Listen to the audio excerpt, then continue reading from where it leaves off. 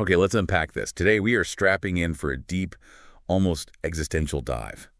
We're looking at source material that honestly challenges pretty much everything we think we know about being human. Mm-hmm. And we're not really talking about just, new information for your mind, like facts and figures. It's more about something that aims to trigger a fundamental shift within you. Indeed.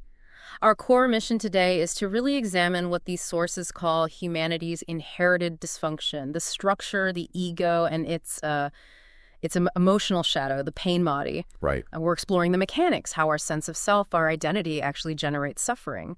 But more importantly, we're looking at the practices needed for, a radical internal transformation.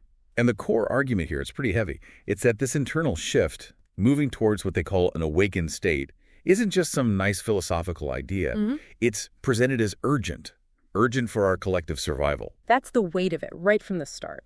The claim is that the normal state of human consciousness, our baseline, is fundamentally flawed, that it contains an element of, madness almost, a collective mental illness. And that requires you, the listener, to look at ourselves, our history, with a kind of unflinching honesty that can be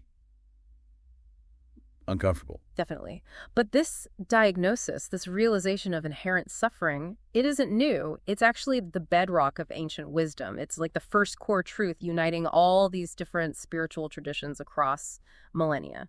They all recognize this universality of suffering, whether they called it dukkha or saw the world through the veil of Maya or spoke about the need for salvation.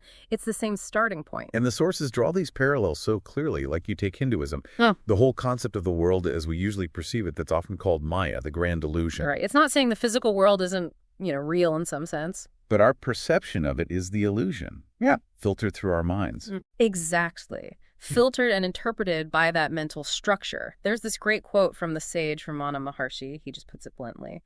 The mind is Maya. Wow. So the mind itself creates the deception? That's the idea. The structure itself is the veil. And if the mind is the illusion, then the goal becomes seeing through it. Okay. And how does Buddhism approach this? You mentioned dukkha. Yeah, dukkha. It often gets translated just as suffering, but that's a bit too simple. It's more like a pervasive unsatisfactoriness, a background hum of misery or distress.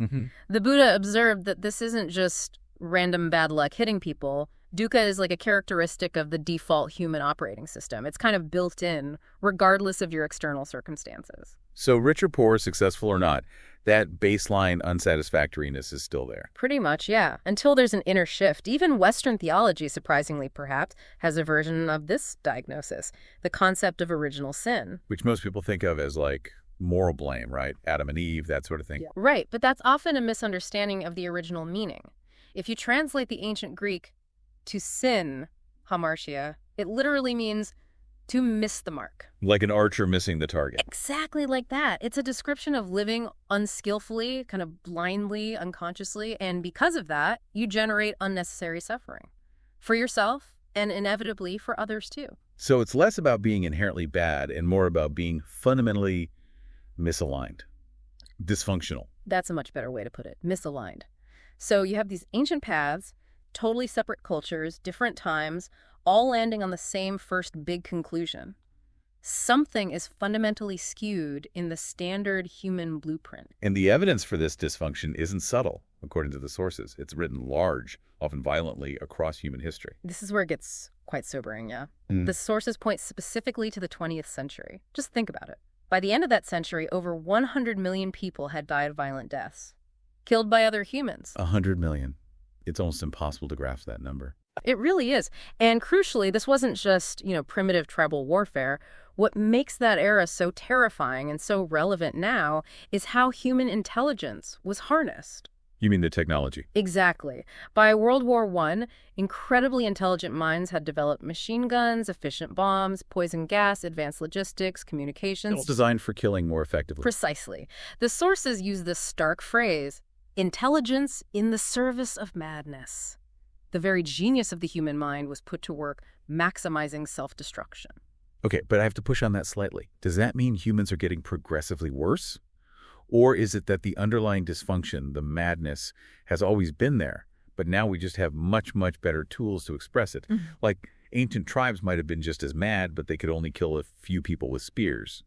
whereas now... That's a really crucial distinction, and yes, the sources absolutely support that view. The madness itself, the egoic structure, the dysfunction that seems ancient, constant. But it's the pairing of that ancient dysfunction with modern high intelligence and technology that creates the unprecedented danger we face now. So the potential for catastrophe is amplified massively. Exponentially. Think about it today. You see it in things like algorithmic bias and AI, the way social media can be used to instantly spread division and outrage, the development of autonomous weapons.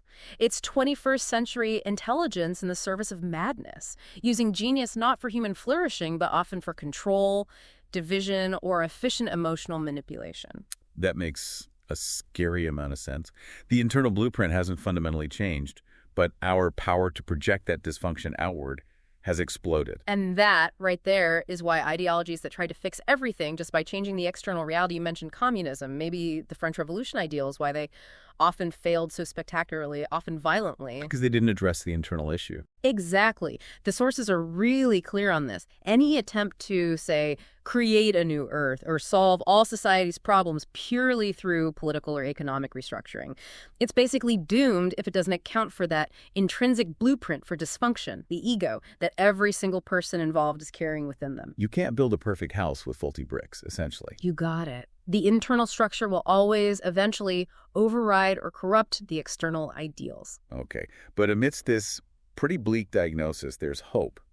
There's a second core insight shared across these traditions, right? The good news. Yes, precisely. That's the flip side. Once the collective insanity, the dysfunction, is honestly recognized, that very recognition opens up the possibility of a radical transformation. An awakening. Awakening, enlightenment, salvation, different words, same fundamental potential. A profound, widespread inner flowering of consciousness is possible. And the beauty seems to be in its starting point. The awakening process begins simply when you recognize your own level of insanity, that voice in your head, the needless traumas, the suffering you create for yourself. Yes. That recognition itself, paradoxically, is the first glimmer of sanity. It's the dawning realization that the suffering generated by your internal thought patterns, it isn't actually necessary, and that realization starts an irreversible shift in awareness. Okay, so if this inherited dysfunction is rooted in something called the ego, we really need to spend some time nailing down what that actually means.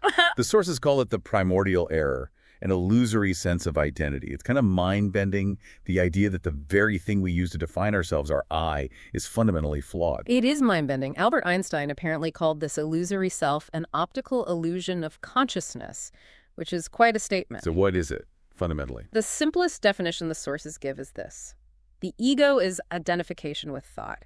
It's the unquestioned belief that the stream of thinking, that voice in your head that never shuts up, is who you are. That voice is me, isn't it? Or it feels like it. It feels like it, absolutely.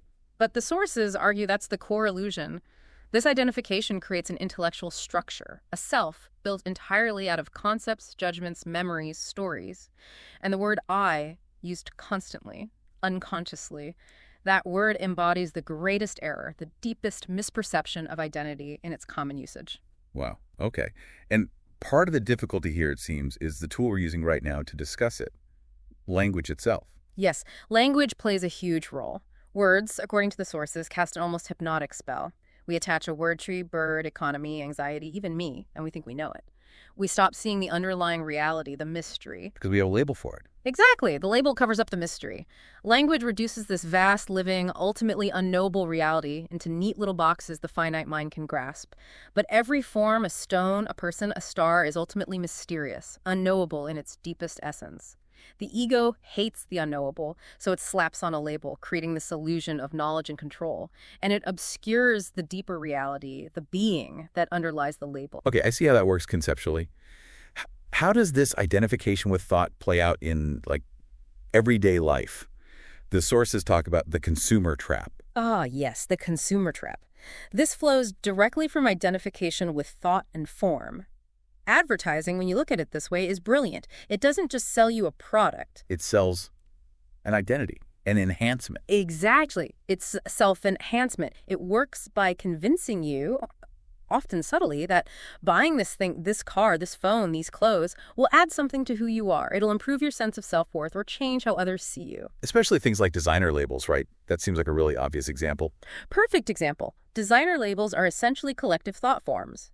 They offer you a temporary slice of a collective identity you buy into an association with perceived success, status, coolness, whatever it is. And they're expensive because they offer that psychological boost. Precisely. They have to be exclusive to work for the ego. If everyone could afford that luxury brand, it would instantly lose its psychological value. The ego thrives on separation, on feeling special or superior. Exclusivity provides that. And here's the kicker, the paradox that keeps the whole thing going.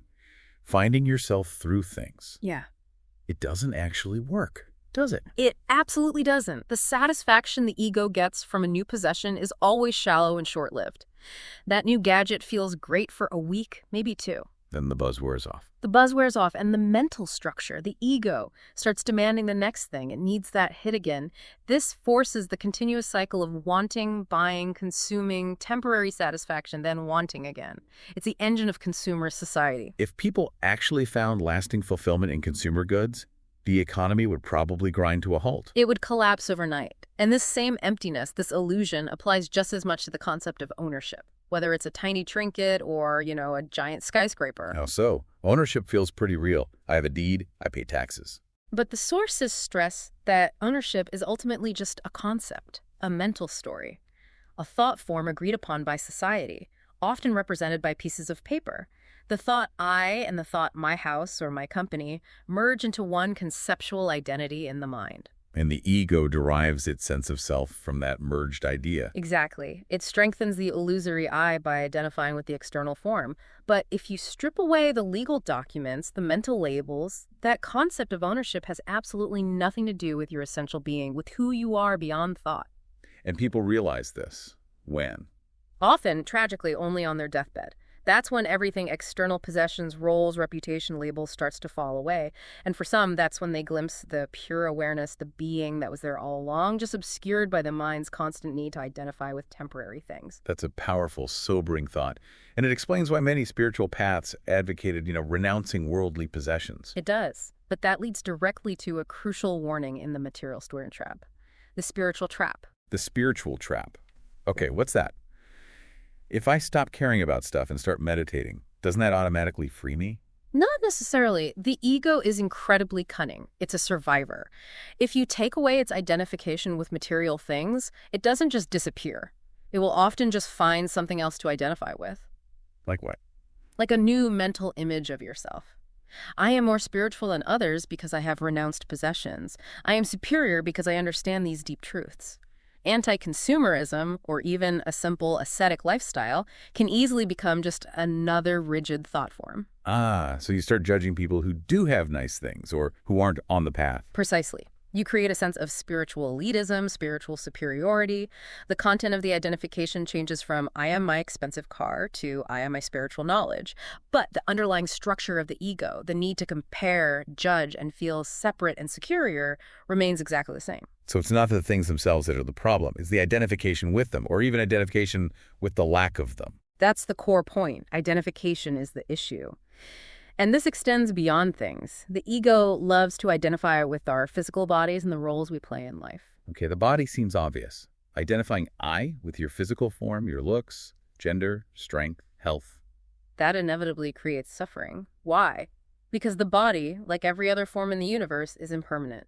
It's subject to change, decay, aging, sickness, and eventually death. So if your entire sense of self is based on your youthful looks or physical strength, that identity is built on sand. It's fundamentally fragile and temporary. Completely fragile. But again, this isn't saying neglect the body, actually the opposite. When you stop equating your body with who you fundamentally are, you can truly appreciate it, inhabit it fully, care for it as this amazing temporary vehicle. And the sources even suggest that as the physical form begins to weaken, like in old age, the formless dimension, the light of consciousness, can actually shine through more easily. Yes, as the density of form lessens, the formless awareness can become more apparent if there's acceptance. The other major identification trap is with roles. Roles, like parent, doctor, teacher, CEO. Any function we perform. When people become totally absorbed in their function, they start to confuse that pattern of behavior, that set of skills and responsibilities, with their essential self. The function becomes a rigid role. And how does that cause problems? It makes interactions often inauthentic, even dehumanizing. Think of a doctor who is completely identified with the doctor role. They might unconsciously start seeing the person in front of them not as a fellow human being, but primarily as a patient, a diagnosis, a collection of symptoms, a case. The role becomes like a mask or a barrier, preventing genuine human connection. Exactly. It creates distance. There's a wonderful Zen anecdote that illustrates this perfectly about a monk named Kazan. He was a well-respected Zen master asked to officiate the funeral of a very important, wealthy nobleman. Okay. So he's waiting for the fancy dignitaries to arrive, and he suddenly notices his hands are sweating. He's nervous. Okay. So Yeah. most people would be nervous in that situation. Right. But for him, it was a moment of profound insight. The very next day, he gathered his disciples and confessed, "I am not yet a true teacher. I must continue my training."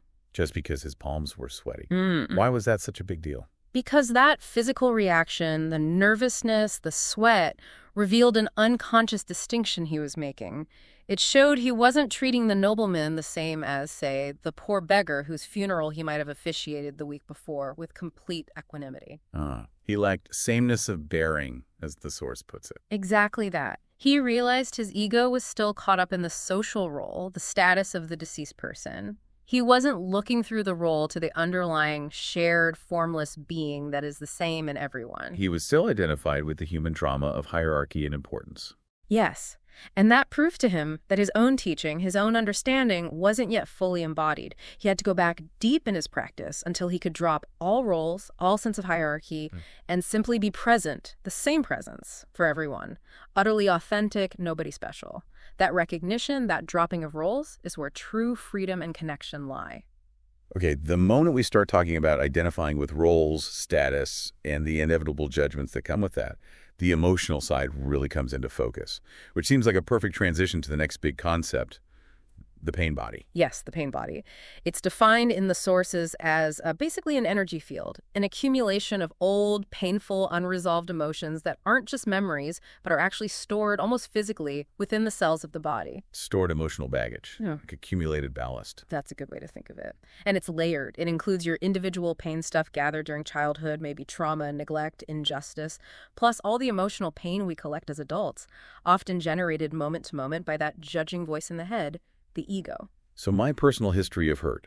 Yes, but crucially, the sources emphasize it's not just personal. There's also the immense collective pain. The residue of millennia of human suffering, warfare, slavery, torture, genocide, the subjugation of women. This vast reservoir of pain still lives within the collective human psyche. Wow.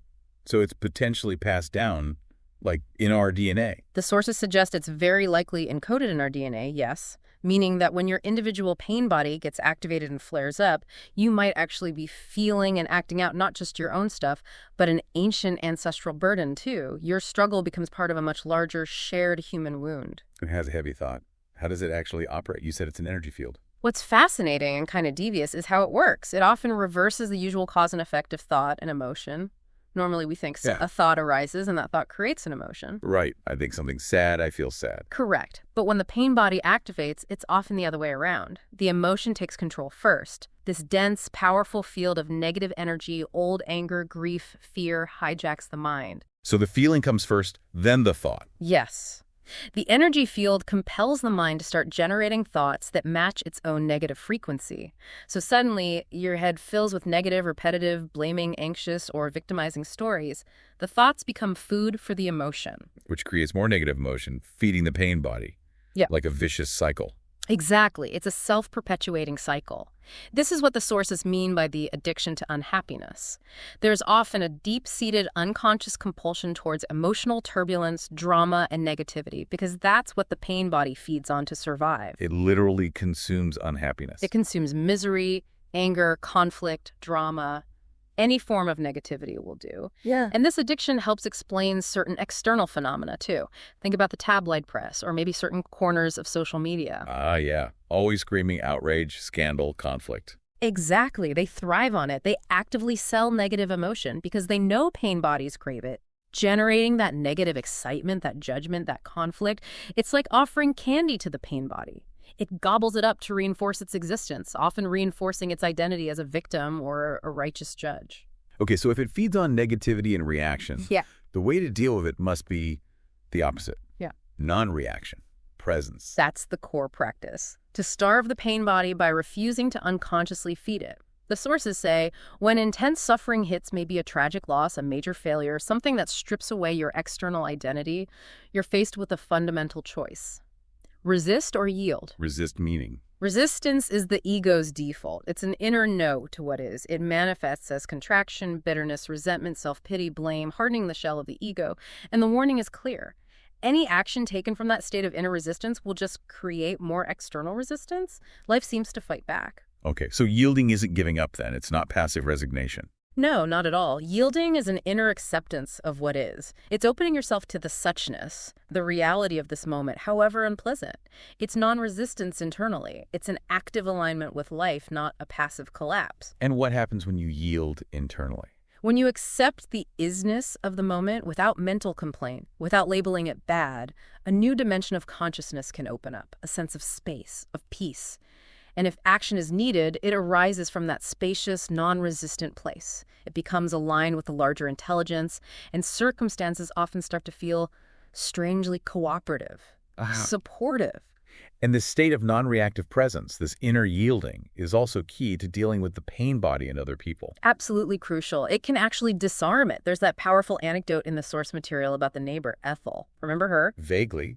She shows up really agitated. Yes, late one night, completely consumed by her pain body, furious, convinced she's the target of some complex, vindictive legal plot, spreading papers everywhere, ranting, totally lost in her angry thought stories. Right, and the host's response was just to listen. But not just listen passively. The key was remaining intensely present. Open, alert, listening without any internal judgment, without thinking about her story, and crucially, without mentally agreeing with or confirming the reality of her angry narrative. So no, oh, that's terrible, or you should sue them. None of that. Because the pain body needs reaction, it needs confirmation of its victim's story, it needs conflict, it needs drama to feed on. And in the host's simple, alert stillness, it found absolutely nothing to latch onto, no fuel. And then what happened? This shift. The shift was sudden and total. Yeah. Ethel just stopped, mid-rant. She looked down at the papers, the supposed evidence of her persecution, and very calmly, almost confusedly asked, "This isn't important at all, is it?" Wow, just like that, the whole drama collapsed. Instantly. The energy field dissipated because it wasn't being fed. The source identifies this as a satori glimpse, a brief, spontaneous moment of pure presence, a stepping out from the voice in the head and the grip of the painful emotion. Inner space opened up. That really shows the power of non-reactive presence. It's, well, immense. Way more powerful than arguing or trying to fix her story. Infinitely more powerful. And it proves a central point. The primary cause of our unhappiness is almost never the situation itself. It's our thoughts about the situation. That's the practical application, isn't it? Becoming aware of the thoughts as thoughts, not reality. Yes. Instead of identifying with the whole dramatic, emotional story, I am ruined, my life is over, this company's going under, you learn to separate the thought from the fact. State the neutral fact. Okay, I have 50 cents left in my bank account. Or the merger didn't go through. Facing the neutral facts is empowering, whereas getting lost in the dramatic story is the trap. Exactly. The story generates the suffering. The fact is just a situation to be dealt with from a place of presence. And to help maintain that space, that perspective, the wisdom of impermanence is presented as a really useful pointer. You mean the phrase, "this too will pass"? Yes. But understanding it not just as a hopeful platitude for bad times, it's a statement of fundamental reality for all forms, good or bad. When you deeply recognize that everything, emotions, situations, relationships, your own body, even your most cherished ideas, is temporary, consciousness is freed from its imprisonment in form and time. So recognizing the impermanence of the good times stops you clinging, and recognizing the impermanence of the bad times stops you despairing. Precisely. It creates space around the event, whatever it is. You're no longer totally fused with it. And from that space, that non-identification, arises a deep stillness, an inner security that doesn't depend on circumstances. And that's the peace the sources talk about, the peace that passes all understanding. That's the one. Because it makes no sense to the thinking mind, which understands peace only as the absence of problems. This peace is different. It's not of this world. because this world is the world of form and time.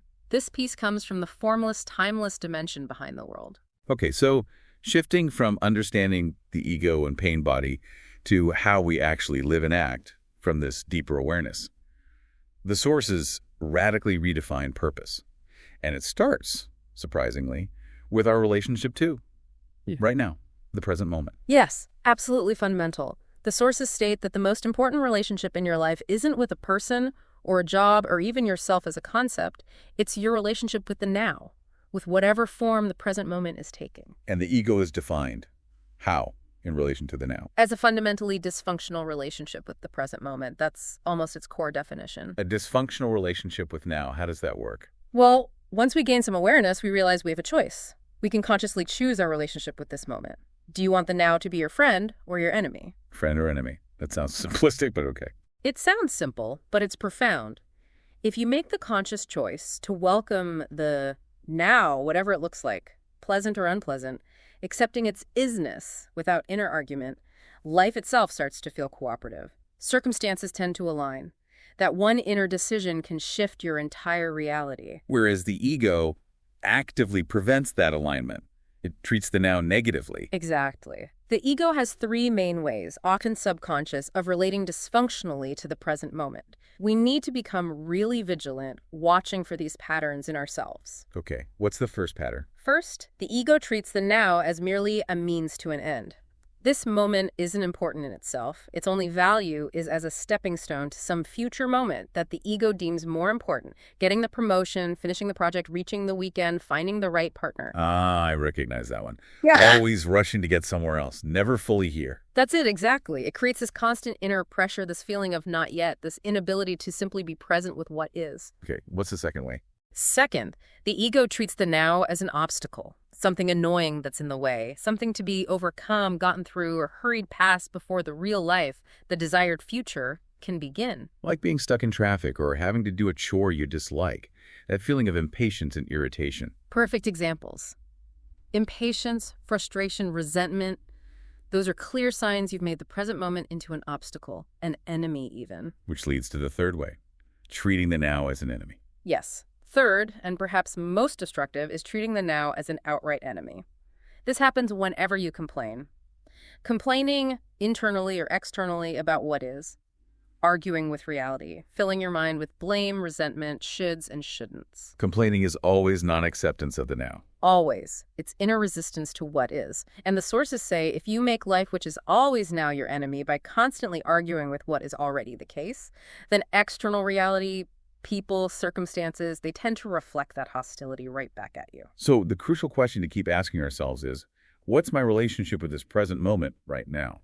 Exactly. That question cuts through the ego's patterns and brings you back to presence, back to choice. And this functional, friendly relationship with the now that dictates how we understand our purpose in life. It does. It leads to understanding the twofold nature of purpose. The inner purpose, the sources say, is primary. It's non-negotiable. Which is? To awaken, to realize your essential being beyond form and thought, to maintain and deepen that state of presence, that connection with the mill in everything you do. This purpose isn't about time or achievement. It's timeless and shared by all humans. Okay, inner purpose first, awaken. What's the secondary purpose? The outer purpose. This is secondary, and it relates to the world of form and time. It's your activities, goals, achievements, what you do in the world, building a career, raising a family, creating art, helping others. These things change over time, differ from person to person. And the danger is focusing only on the outer purpose, seeking all meaning there. That's the trap. If you seek meaning solely in your outer purpose, in doing, achieving, or reaching some future state, the sources say you're setting yourself up for inevitable suffering. Because that outer meaning is always relative, conditional, and impermanent. Right. Like the meaning you get from your career vanishes when you retire. The meaning from being a parent changes dramatically when the kids leave home. Exactly. And even while you're pursuing the outer goal, if you ignore the primary inner purpose, the how, the state of consciousness you bring to the doing, the ego will creep in. Your success might start depending on others failing, making you feel competitive and anxious. Your helping others might become subtly driven by a need for validation, making you feel resentful if you're not appreciated enough. The means corrupt the end, essentially. Perfectly put. So even the most worthwhile outer activities need to be connected to and arise from that deeper inner purpose, the awakened state of consciousness. Otherwise, the meaning they provide will be shallow, fleeting, and ultimately swept away by time. Okay, so if our actions, our doing, need to align with this awakened consciousness, how does that look practically? Are there specific ways of acting? Yes, the sources identify 3 specific energy frequencies or modalities of awakened doing. Actions need to arise from one of these 3 if they are to align with the universe's creative power and not create more suffering for yourself or others. 3 modalities. What's the first? The first, and foundational, is acceptance. This is the energy required for situations you cannot change right now. Things that have already happened, the isness of this moment, maybe unavoidable constraints or difficulties. Instead of fighting them internally, creating friction and suffering, you practice inner acceptance. So if you're stuck in that traffic jam, acceptance is the first modality. Don't fume, just accept, I am in traffic right now. Exactly. That inner acceptance creates peace, which is the foundation for skillful action, if action is possible later. If you can't do anything, acceptance is the action. Okay, second modality. Enjoyment. This is crucial. The sources stress that true joy doesn't come from what you do. It flows into what you do, from deep within you. It's the joy of being, that background sense of aliveness and peace, infusing the action itself. So the enjoyment isn't dependent on getting a certain result from the action. No. The enjoyment is in the doing itself because the joy of being is present. This means even routine, normally tedious activities can become enjoyable. Oh, like doing the dishes or commuting. They Those don't usually spark joy. can if you make them a practice of presence. Instead of letting your mind complain or wander off into stressful thoughts, you bring alert attention to the simple act. Feel your hands in the water, notice the sounds, sense the aliveness in your body.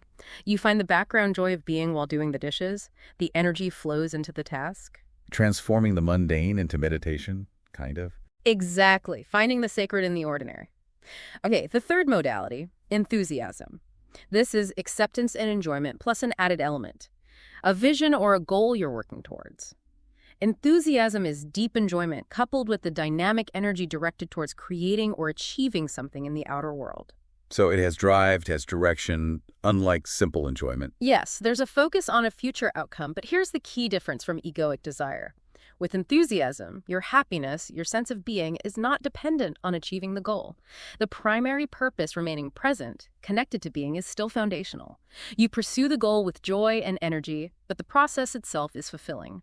The goal is secondary to the state of consciousness you bring to it. Acceptance, enjoyment, enthusiasm, those are the only ways to act without creating suffering. According to these sources, yes. Any action not rooted in one of these will stem from ego resistance, craving, negativity, and will inevitably breed more of the same. Okay, so maintaining that connection, that inner space, is key. What are some simple, practical tools mentioned to help us shift from being lost in thoughts and things object consciousness to being aware of awareness itself, space consciousness? There are several very direct methods. One of the most powerful anchors is inner body awareness. What does that involve? Just feeling your body? More like feeling the subtle energy field within the body, the sense of aliveness pervading your hands, your feet, your chest, sometimes felt as tingling or warmth, or just a general sense of presence inside the skin. The sources call this feeling the bridge between form and formlessness. The bridge. How does feeling your hands help bridge form and formlessness? Because the inner energy field is not quite physical form in the way a table is, but it's also not pure abstract formlessness. It's the point where consciousness touches form. Yeah. Anchoring your attention there roots you firmly in the present moment. You can't feel your inner body yesterday or tomorrow, only now. It makes it very difficult for the thinking mind, the ego, to take complete control. And the sources claim health benefits too. Yes, they suggest that regular inner body awareness strengthens the immune system and can even initiate deep cellular healing by bringing consciousness into the body. Interesting. What else? The breath. The breath is another immediate, always available anchor. Simply becoming aware of the sensation of air flowing in and out, not controlling it, just observing the subtle feeling. Like inner body awareness, it pulls attention out of the compulsive thought stream and into the now. Simple, but effective if you remember to do it. Very. Another, maybe slightly more advanced practice is perceiving without naming. Perceiving without naming. Meaning, looking at your surroundings, listening to sounds, but consciously refraining from putting immediate mental labels on everything. For instance, look at a tree, but don't immediately think, oh, that's an oak tree, needs pruning, reminds me of. Just look. Just listen, without the commentary. Try not to differentiate between good sounds and bad sounds. Just allow them to be. So bypass the mental interpretation layer. Exactly, even for just a few seconds. Because it's the incessant mental naming and judging that pulls you out of the present moment and into the conceptual world of the ego. When you can perceive directly, without the label, even briefly, you often sense a subtle stillness, an inner space, emerge in the background of perception. You touch the mystery again. That sounds quite profound and challenging. It takes practice, like anything. Finally, there's a specific approach for dealing with habitual negative patterns or addictions. Addictions like substances, or broader than that. Much broader. It could be compulsive overeating, excessive TV or internet use, habitual complaining, needing drama, any compulsive pattern that seems to control you. The usual instinct is either to immediately act on the urge or try to fight it and suppress it with willpower. Neither of which works very well long term. Right. The transformative practice offered is different. When the compulsive urge arises, instead of acting or resisting, you observe it. Feel the urge itself as just an energy field inside you. Watch it for a few moments. Breathe consciously. Just watch the craving. Yes. Recognize it, feel its pull, but crucially, don't judge it and don't act on it. And recognize the thought that comes with it. I need this. Just one won't hurt. Recognize that as the addiction talking, not your true self. So you disidentify from the urge by observing it. Precisely. By bringing non-judgmental awareness, presence, to the energy field of the urge, you stop feeding it with unconscious identification. You refuse to give it the energy it needs to survive. As your awareness grows and you consistently refuse to identify with the compulsion, the energy field weakens and eventually dissolves. You reclaim your power. Hashtag, outro. So after diving this deep, what does this all really mean for our lives day to day? The core message seems to be that the transformation of consciousness isn't ultimately about changing the content of our lives, getting different thoughts, better possessions, new roles. Although those things might change as a consequence. They might, yes. But the fundamental shift is about withdrawing our sense of identity from all that content, moving from being lost in the thoughts, emotions, possessions, and roles, to residing as the awareness, the space consciousness in which all that content appears and disappears. This space consciousness, this formless dimension that's presented as the true reality, the eternal behind the fleeting world of form. That's the essence of it. It connects directly to concepts like anatta or no self in Buddhism. It's why the sources mention that powerful image of the Chinese character for Buddha, apparently. It combines the characters for man and no. Man, no, meaning no self. The awakened human is one who realizes they are not their limited self-concept. That's the pointer. The profound recognition that the form, the body, the personality, the story is not who you are in your deepest essence. Okay. And this leads us towards a final, maybe provocative thought. Something about radical acceptance, non-resistance, and action. You mentioned Krishnamurti. Yes, the story goes that late in his life, someone asked the Indian teacher J. Krishnamurti what his secret was, how he maintained his state, and he supposedly replied very simply, "You see, I don't mind what happens." I don't mind what happens. That's incredibly radical. It sounds almost passive, but it isn't, is it? Not passive at all. It implies a total alignment with the now whatever form it takes. And it's perfectly embodied in that amazing story about the Zen master Hakuin. Ah, yes, the "is that so" story. Can you remind us quickly? So Hakuin, a revered master, is suddenly falsely accused by a young woman's family of being the father of her child. Huge scandal, reputation ruined overnight. People are furious. The family dumps the baby on his doorstep. And his response? He simply says, "Is that so?" And then he lovingly cares for the baby for the next year, finding milk, looking after it, despite the disgrace. Okay. Then the truth comes out. A year later, yes. The mother confesses the real father. The family is mortified, rushes back to Hakuin, bowing, apologizing profusely, wanting to take the child back. And Hakuin's response this time, to the good news, the vindication. Exactly the same. He hands the baby over and just says, "Is that so?" Wow.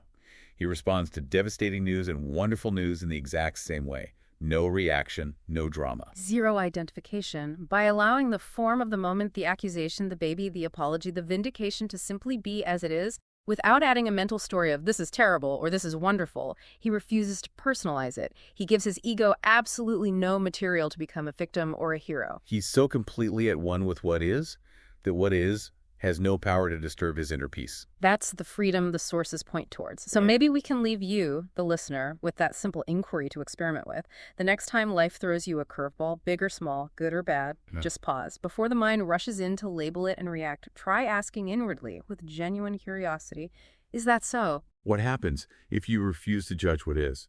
If you refuse to make this moment into an enemy, or even into a special prize? What happens if just for a moment you choose to let the suchness of this moment be your friend? That space you might find, that non-resistance